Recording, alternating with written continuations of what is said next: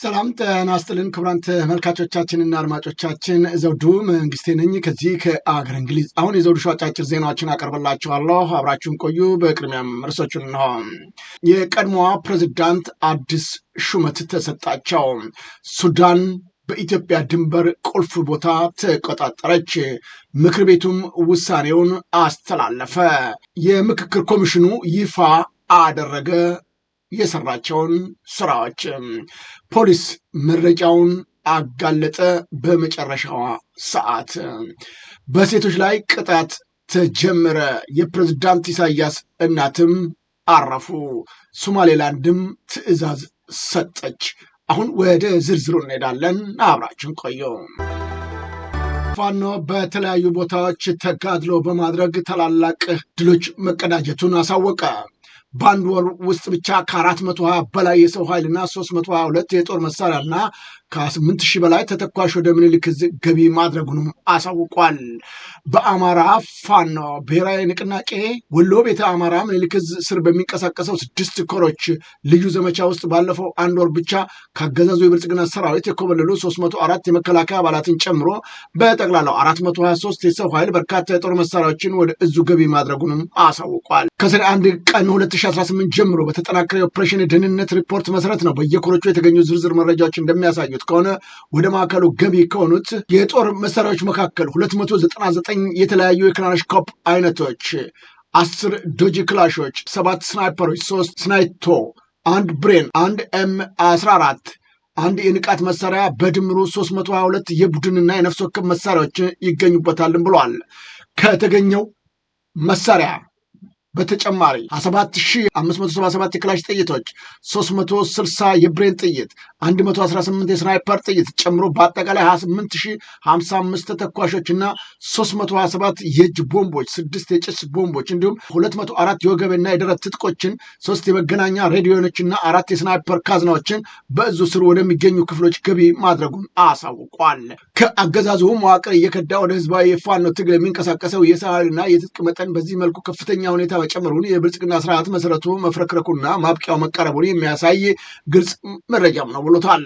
በመሆኑ አሁንም ድረስ የዚህ ስርዓት መጠቀሚያ ጠባቂ በመሆን ላይ የምትገኘው ሰራዊት አባላት የቀረበላችሁን ወንድማዊ ጥሪ በመቀበል በየቀጠናው ወደሚገኘው የፋኖ አደረጃጀት በአስቸኳይ እንድትቀላቀሉ ጥሪያችንን እናስተላልፋለን ሲል የአማራ ፋኖ ብሔራዊ ንቅናቄ ወሎ ቤተ አማራ ምኒልክ ዕዝ ሚዲያና ኮሚኒኬሽን መምሪያ መረጃውን ለዘውዱ ሾው ሚዲያ ልኮልናል። የዳግማዊ ቴዎድሮስ 5ኛ ኮር አሃዶች በሰራዊቱ ላይ ድል ተጎናጸፉ። ከአርባያ ከተማ ወደ አይስከ ጎሽኮ የኮሩ አሃዶች ለማፈን የተንቀሳቀሰው ሰራዊት ነው መንገድ እንዳላሰበው አልሆነለትም ብለዋል። ቀድሞም መረጃ የደረሳቸው ተናዳፊ አናብስቶች ካሰበው ቦታ ላይ ሳይደርስ አርቢት የተባለ ቦታ ላይ ደፈጣ በመጣል ነው እየተከታተለ በመጣው የአብይ አህመድ ዙፋን ጠባቂ ሰራዊት ላይ ድንገተኛ ጥቃት በመክፈት እና በፍጥነት ወደ ቦታው ማጥቃት በመግባት በሚገባ ቋንቋ ያናገሩ ሲሆን የክንደ ነበልባሎቹን ምት መቋቋም ያቃተው ሰራዊት አርባያ ከተማ ድረስ ሲሯሯጥ አምሽተዋል ነው ያለው። በዚህም አውደ ውጊያ ብዛት ያለው ሲደመሰስ ቁስለኛውን እያዝረከረከ መመለሱን አሳውቋል። ይህ ውጊያ የዳግማዊ ቴዎድሮስ 5ኛ ኮር ዋና ሰብሳቢ አርበኛ ሻምበል ሙሉ ሰው 3ኛ ሬጅመንት የጎንደር በጋሻው ክፍለ ጦር አሃድ የሆነችው ነብዩ አሳምነው ብርጌድ እና የቴዎድሮስ ታንቱ ክፍለ ጦር የአንድ ሻለቃን ጨምሮ በመያዝ የመራው ሲሆን የጠላት ኃይል ላይ የበላይነት መውሰድ ችሏል ሲል የአማራ ፋኖ ብሔራዊ ንቅናቄ ሰሜን አማራ ቀጠና በላይ ዘለቀ እዚህ የዳግማዊ ቴዎድሮስ 5ኛ ኮር መረጃውን ልኮልናል።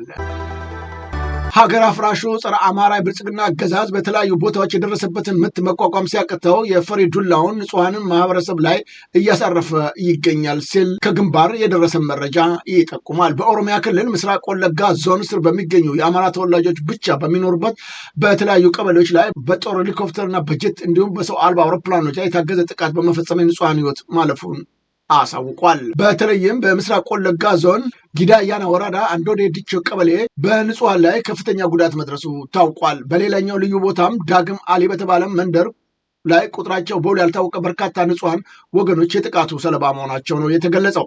ጥቃቱ ከተፈጸመበት አካባቢ ከግምቱ 30 ኪሎ ሜትር ርቀት ላይ በሚገኘው በነቀምት አየር ማረፊያ መነሻ መንደርደሪያ በማድረግ የጦር ጀቶችን በተለያየ በአሊ ቀበሌ በተፈጸመው ጥቃት ህይወታቸው ካለፈ ንጹሐኖች በተጨማሪ የቆሰሉ ወገኖች ወደ አንገር ጉቲን ከተማ ተወስደው እንደታከሙ በመከላከያ ሰራዊቱ የገዳ ኮማንዶ መንገድ በመዝጋት ጭምር አረመናዊ ድርጊት ፈጽሟ ሲል የአማራ ፋኖ ብሔራዊ ንቅናቄ ወለጋ ወይም ቢዛሙን አንሻ ሰይድ ህዝብ ግንኙነት መምሪያ ለዘውዱ ሾው ሚዲያ በላከው መረጃ አሳውቋል። ምክር ቤቱ ወደ ስራቸው እንዲመለሱ ወሰነ። የአማራ ክልል ምክር ቤት ነው ባካሄደው መደበኛ ጉባኤ በክልሉ በነበረው ግጭት በተለያየ ምክንያት ስራቸውን ለቀው ወደ ትጥቅ ትግል ገብተው ለነበሩ 2167 ሰራተኞች ወደ መደበኛ ስራቸው እንዲመለሱ ውሳኔ ማሳለፉን አሳውቋል። የአማራ ብሔራዊ ክልላዊ መንግስት መስተዳደር ምክር ቤት በስድስተኛ ዙር 5ኛ ዓመት በ11ኛ መደበኛ ስብሰባው 738 መምህራንን፣ 92 የገቢ ተቋማት ሰራተኞችን፣ 115 በማንነት ምክንያት በተፈጠረ ግጭት ተሰናብተው የነበሩ ሲቪል ሰርቪስ ሰራተኞች በድምሩ 2167 ሰራተኞችን ወደ መደበኛ ስራ መደባቸው እንዲመለሱ ወስኗል። ከሚመደቡበት ቀን ጀምሮ የስራ መደባቸው የሚያስገኛቸው ደሞዝ የሚያገኙ መሆናቸውን በግልጽ አመልክቷል። ይሁን እንጂ ይህ የምክር ቤቱ ውሳኔ እንደወጣም በጣም በርካታ የአማራ ክልል ነዋሪዎች ለመሆኑ በሀገሪቱ ሰላምና ጸጥታ በሌለበት በየቀኑ ጦርነት በሚፈጸምበት በጣም በርካቶቹ ስራ አጥተው በተቀመጡበት ከስራም ላይ እስካሁን ያልተሰናበቱትም በተገቢ መልኩ ደሞዝ በማይከፈላቸው በዚህ ሰዓት ምክር ቤቱ የሰጠው ውሳኔ ፌዝ ነው ሲሉም አጣጥለውታል። በጋምቤላ ክልል አጭር ቀሚስ የሚለብሱ ሴቶች 3000 ብር የገንዘብ መቀጮ እየተቀጡ ነው ተባለ።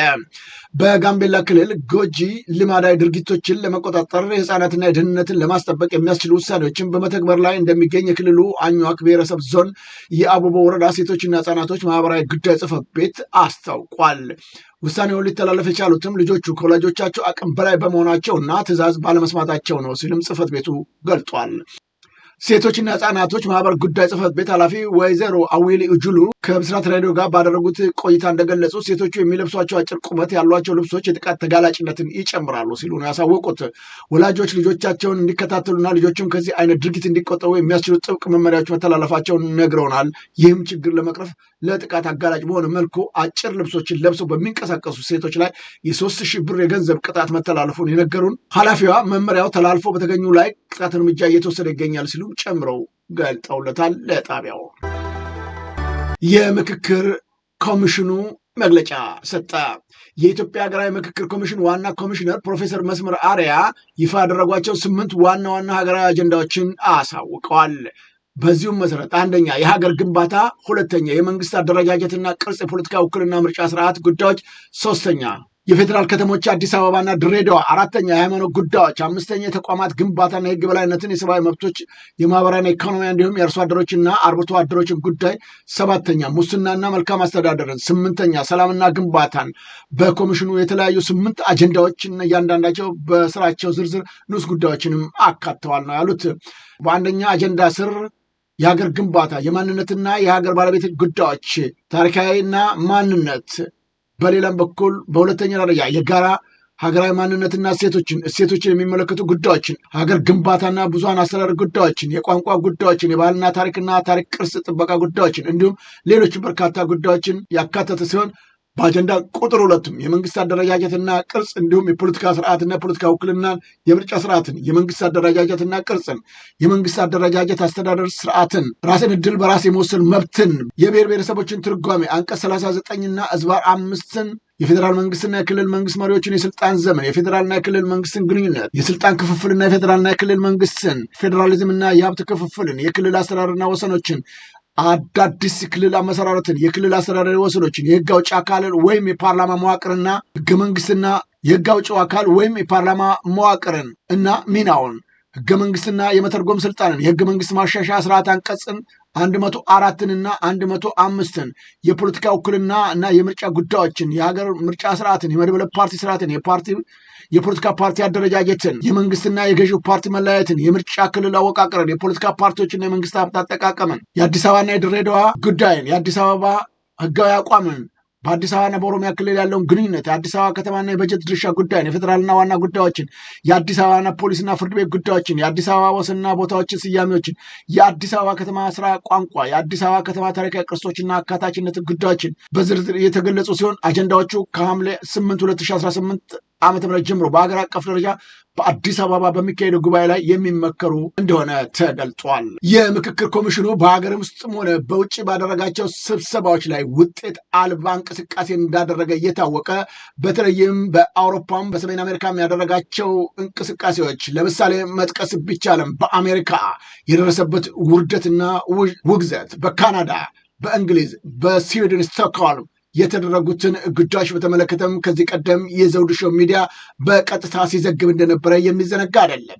እንዲህ አይነት ተገቢ ውይይትና ክርክር ባልተደረገበት ጉዳይ ላይ ዛሬ እንደዚህ በዝርዝር ማቅረቡ የብልጽግናን መንግስት ቀጣይ ህይወትን ለማራዘም ካልሆነ በስተቀር ለኢትዮጵያ ህዝብ የሚጠቅም አንዳችም ጉዳይ የለውም ብለው ብዙዎቹ የምክክር ኮሚሽኑ ይህን ሰርቻለሁ በሚል ያቀረባቸውን ነገሮች ሁሉ ተቀባይነት የሌለው ከንቱ መረጃ ነው ብለውታል። ከሚሰራበት ድርጅት ውስጥ ተሽከርካሪም በመስመርና አካሉ እንዲበተን ያደረገ ግለሰብ ከ6 ግብረ አበሮቹ ጋር በቁጥጥር ስር ዋለ። አበራ መርሳ የተባለው ተጠርጣሪ ወንጀሉን የፈጸመው ሰኔ 5 ቀን 2018 ዓ.ም በአሽከርካሪነት ተቀጥሮ ከሚሰራበት ቦሌ ክፍለ ከተማ ወረዳ 3 ልዩ ቦታው ስታዲየም አካባቢ ከሚገኘው አንድ ኮንስትራክሽን ድርጅት ላይ መሆኑ ታውቋል። ተጠርጣሪ ወንዶሰን አባተ፣ ሶይብ ሙኒር፣ ክንዱ ደጉ፣ ስንታየው ተመስገን፣ ብሩክ ግርማ፣ ባህሉ ሲሳይ ከተባሉ አዋሪዎቹ ጋር በመመሳጠር ነው ግምቱ 18 ሚሊዮን ብር የሚያወጣ የሰሌዳ ቁጥር ኮድ 3 AA 48405 ሃይሉክስ ፒክአፕ ተሽከርካሪ ከድርጅት ይዞ በመውጣት ከአንድ ግለሰብ ጋር በ600 ሺህ ብር ለመሸጥ መስማማቱ ተጋልጧል። የመንግስትም ሆነ የግል ድርጅት ሰራተኞች ሲቀጠሩ የሰራተኛው ማንነት የሚገልጽ አስፈላጊ ሰነዶች አሟልቶ መሆኑን እንዳለበት የአዲስ አበባ ፖሊስ ዋና መምሪያ መልእክቱንም አስተላልፈዋል። ምርጫው ለኢትዮጵያ ዲሞክራሲ ምህዳር መስፋት አሻራ ጥሎ ያለፈ ነው ሲል የኦሮሚያ የፖለቲካ ፓርቲዎች የጋራ ምክር ቤት አሳወቀ። 7ኛው ጠቅላላ ምርጫ ለኢትዮጵያ ዲሞክራሲ ምህዳር መስፋት አሻራ ጥሎ ያለፈ መሆኑን የኦሮሚያ ፖለቲካ ፓርቲዎች የጋራ ምክር ቤት ነው ያሳወቀው። የኦሮሚያ የፖለቲካ ፓርቲዎች የጋራ ምክር ቤት በ7ኛው ጠቅላላ ምርጫ ላሸነፈ የብልጽግና ፓርቲ እንኳን ደስ ያላችሁ መልእክቱንም አስተላልፏል። አጠቃላይ ምርጫ ሂደቱ ሰላማዊ፣ ዲሞክራሲያዊና ፍትሐዊ እንደሆነም የሁሉም ባለድርሻ አካላት ርብርብ ከፍተኛ እንደነበረ የጠቀሰው ምክር ቤቱ የምክር ቤቱ አባላት ውጤቱን ተቀብለው ለህዝቡ ውሳኔ ተገዥ መሆናቸውን ለክልሉና ለሀገሪቱ ህዝብም አረጋግጧል። የማስተርስ ትምህርት ወደ 4 ዓመት ሊያድግ ይገባል ተባለ። በኢትዮጵያ ከፍተኛ የትምህርት ተቋማቶች የሚሰጠውን የሁለተኛ ዲግሪ ማስተርስ ፕሮግራም ከ2 ዓመት ወደ 4 ዓመት ሊያድግ እንደሚገባ የትምህርትና ስልጠና ባለስልጣን አሳወቀ። ባለስልጣኑ የ11 ወራት እቅድ አፈጻጸም ሪፖርቱ ለህዝብ ተወካዮች ምክር ቤት ባቀረበበት ወቅት ነው ያነሳቸው ዋና ዋና ነጥቦች አሁን ያለው የ2 ዓመት መደበኛ መርሃ ግብር አዲስ ከጸደቀው የብቃት ማረጋገጫ ማዕቀፍ ደንብ ከአውሮፓ ዓለም አቀፍ ስታንዳርድ ጋር የማይገናኝ ሆኖ በመገኘቱ የክፍተት በአስቸኳይ የማይስተካከል ከሆነ ወደፊት ለሚመረቁ ተማሪዎች የትምህርት ማረጋገጫ ወይም እውቅና አውቶራይዜሽን ለመስጠት ትልቅ ተግዳሮት ይፈጥራልን ብለዋል። ጉዳዩን በተመለከተ ለትምህርት ሚኒስቴር በደብዳቤ ቢገለጽም እስካሁን ምንም ምላሽ አልተገኘም። ፖሊስ በመጨረሻ እውነቱን አሳወቀ። ለ31 ሰዎች ሞት ለበርካቶች አካል ጉዳት ምክንያት የሆነውን በኮምቦልቻ ወይም ሀርጎ አካባቢ የደረሰው የመኪና አደጋ በፍጥነትና በተሽከርካሪ አሮጌነት የተከሰተ መሆኑን ፖሊስ ጉዳዩን በተመለከተ እንዲህ ሲል እውነቱን ተናግሯል። ከኮምቦልቻ የሚመጣውን ከደሴ የሚመጣውን ማህበረሰብ ሙሉ በሙሉ ወርዶ አስከሬን የመሰብሰብ ስራ ነው እየሰራን። እንደምታዩት ይሄ ገደል ነው፣ በጣም አደገኛ ገደል ነው። ማህበረሰቡ በራሱ ተሰባስበው እየተቀባበለ ነው አስከሬን ወደ ላይ ያወጣ ነው። መንገድ ላይ እየቀሩት ነው። ማኪናው ሲገለበጥ እየተፈነጠረ ወደ ሳሩም የሚታየው በታች ያለው ከአስፋልት በታች ዛፉ የሚታያችሁ በጣም ከዚህም ከሰበሰብን በኋላ ሆኖ ደሴ ሆስፒታል ነው የታከሙት። 9 አካባቢ የሚሆነው ኮምቦልቻ ታክመዋል ማለት ነው። ሁሉም አሁን በሰላማዊ መንገድ ጤንነት ነው ያለው። እነዚህ ሰዎች የተረፉት በአብዛኛው ስንጠይቃቸው መኪናው ሲገለበጥ በሩ የመጀመሪያ ተከፍቷል። የመኪናው በር የመጀመሪያ ተከፈተ። ቀድሞ የወደቁ ይወጣሉ፣ ወደ ሳር ወደ ተፈናጥረው ይወድቃሉ። እየተገለበጠም እያለ ደግሞ ተወሮ ወደ ዛፉ ያረፋሉ ሳይጎዱ ማለት ነው። በምን መንገድ ፈቃዱን ሰጥቶት የመኪና ለአዲስ አበባ ኮምቦልቻ ወይም ደሴ ስምሪት እንደተሰጠው የራሱ ግራ ይገባኛል እውነት ካወራ ማለት ነው። አሁን ወደ ውጭ ዜናዎች እናመራለን። የኤርትራው ፕሬዝዳንት ኢሳያስ አፈወርቂ እናት ወይዘሮ አዳነሽ በርሄ ወልደ ሐዋርያት በተወለዱ በ97 ዓመታቸው ማረፋቸው ተገለጸ። የረጅም ዕድሜ ባለጸጋ የነበሩት ወይዘሮ አዳነሽ ባጋጠማቸው ህመም ምክንያት በሕክምና ሲረዱ ቆይተው ነው ሰኔ 22 2026 ዓመተ ምህረት ከዚህ ዓለም በሞት መለየታቸው ታውቋል። የወይዘሮ አዳነሽ በረሃ ስርዓተ ቀብርም በትላንትናው ዕለት በአዲ ጸሎት ክብራቸው በሚመጥን ስርዓተ ቀብራቸው መፈጸሙ ታውቋል። በመሬት መንቀጥቀጥ ጉዳት ደረሰ። በቬንዙዌላ በሪክተር ስኬል 7.2 እና 7.5 የተመዘገበው የመሬት መንቀጥቀጥ ነው ጉዳት ማድረሱ የተገለጸው። በቬንዙዌላ ዋና ከተማ ካራካስ በ39 ሰኮንዶች ልዩነት ብቻ የተመዘገቡ 7.2 እና 7.5 በሪክተር ስኬል የነበራቸው ሁለት ኃይለኛ የመሬት መንቀጥቀጦች ነው ከባድ ጉዳት ማድረሳቸው የታወቀው። በሀገሪቱ የአደጋ ጊዜ አዋጅ የታወጀ ሲሆን እስካሁን ይፋ በተደረገው የ32 ሰዎች ህይወት ማለፉ ሲገለጽ 700 ሰዎች ላይ ጉዳት መድረሱን የሀገሪቱ ፕሬዝዳንት አሳውቀዋል። በአደጋው ሳቢያ የማይካቲያ ዓለም አቀፍ አውሮፕላን ማረፊያ ላይ መዋቅራዊ ጉዳት በመድረሱ አገልግሎት መስጠት ሲያቆም በረራዎችም ተሰርዘዋል ነው የተባለው። የአሜሪካ ፕሬዝዳንት ዶናልድ ትራምፕም የአደጋው ከፍተኛ የሞት ቁጥር ማስከተሉን ጠቅሰው ዋይት ሀውስ ለሀገሪቱ አስቸኳይ ሰብአዊና የነፍስ አድን ድጋፍ ለማድረግ ዝግጁ መሆናቸውን አሳውቀዋል። አሜሪካን በቅርቡ ባደረገችው ወታደራዊ ዘመቻ የቬንዙዌላ መሪ የነበሩትን ኒኮላስ ማዱሮን እና ባለቤታቸውን ሲሊያ በካራካስ ከሚገኝ መኖሪያቸው አፍና ወደ አሜሪካ መውሰዷ አይዘነጋም። የሶማሌላንድ መንግስት ህጋዊ ሰነድ የሌላቸውን የውጭ ሀገር ዜጎች በ10 ቀናት ውስጥ ሀገሪቱን ለቀው እንዲወጡ ትዕዛዝ አስተላለፈ። የሶማሌላንድ የውስጥ ጉዳይ ሚኒስቴር ባወጣው በአስቸኳይ መመሪያ መሰረት በሀገሪቱ ውስጥ ያለው ህጋዊ የመኖሪያ ቪዛ ወይም የስራ ፈቃድ የሚንቀሳቀሱ ማናቸውም በሀገሪቱ ውስጥ ያለ ህጋዊ የመኖሪያ ቪዛ ወይም የስራ ፈቃድ የሚንቀሳቀሱ ማናቸውም የውጭ ሀገር ዜጎች በ10 ቀናት ውስጥ ለቀው እንዲወጡ ደንግጋለች። ይህ ውሳኔ የሶማሌላንድ የውጭ ጉዳይ ሚኒስትር ከዚህ ቀደም በተደጋጋሚ ያወጣቸው የነበሩት ተመሳሳይ ውሳኔዎች በመከተል ያወጣው እንደሆነም ታውቋል። በተቀመጠው ገደብ ውስጥ ሰነዶቹን የማያስተካክሉ ወይም ሀገሪቱን የማይለቁ ግለሰቦች ላይ ጥብቅ ፍተሻ፣ እስራትና ከአገር የማባረር እርምጃ እንደሚወሰድም ሚኒስትሩ አስጠንቅቋል።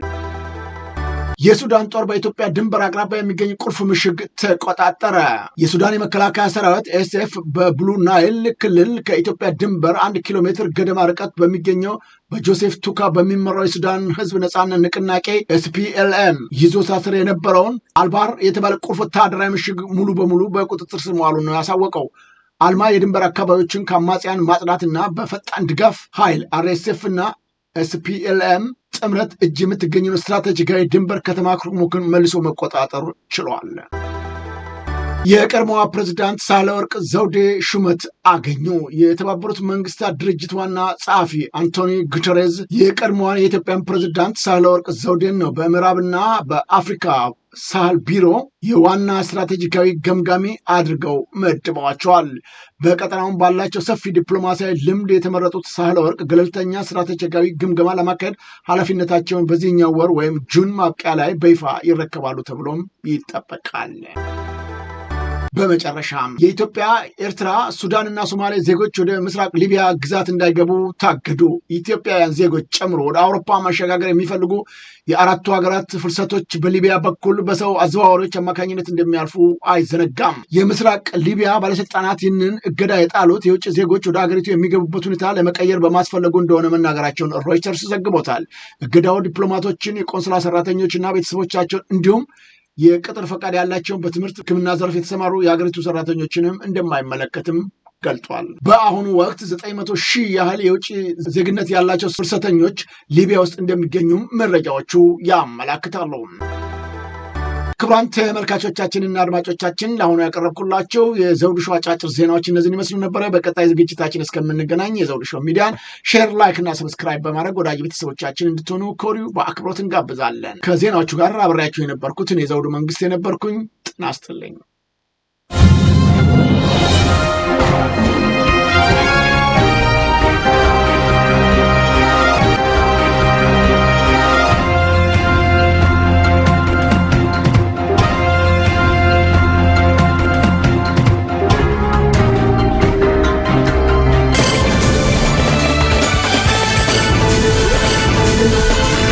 Thank you.